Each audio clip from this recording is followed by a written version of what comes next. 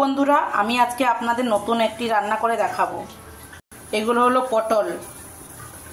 আমি একটি নতুন জিনিস খাই, আপনাদের সঙ্গে তা শেয়ার করব। কিভাবে খাই আপনাদের তা দেখাচ্ছি। দেখুন, পটল আপনারা অনেককে তরকারি করে খান, ভাজা খান, ভাতে খান।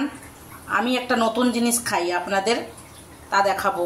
প্রথমে পটলগুলোকে ভালো করে ধুয়ে নেব। ধুয়ে নিয়ে আমি তেল মাখিয়ে দেব। এবারে পটলগুলোকে আমি ভালো করে একটু একটু করে তেল মাখিয়ে নেব।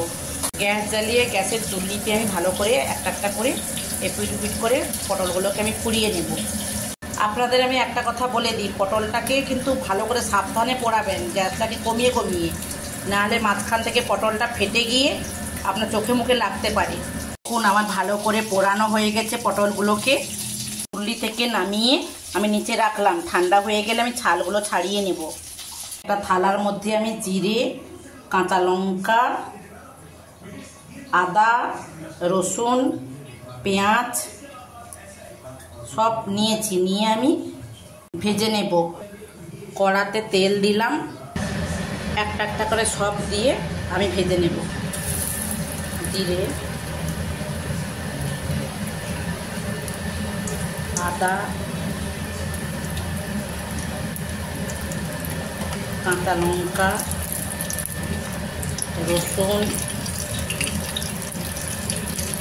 পেঁয়াজ সব দিয়ে ভালো করে ভেজে নেব।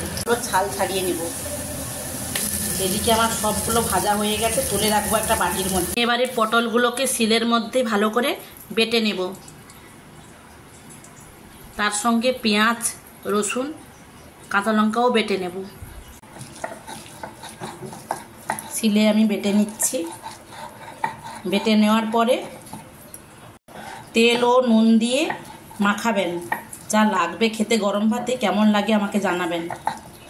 দেখুন, ভালো করে একটু মোটামুটি বেটে নিয়েছি। বেটে নিয়ে আমি পরিমাণ মতো নুন দিয়ে মাখিয়ে নেব।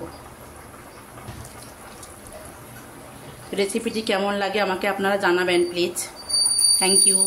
অনুপম বাবু এই মাখাটা দিয়ে আজকে ভাত খাচ্ছে। দেখুন, আপনারা সবাই ট্রাই করবেন, কেমন লাগে জানাবেন। পটলের পুরো ছাল ওঠে না, না উঠলেও খারাপ লাগে না, দেখবেন আপনারা করে।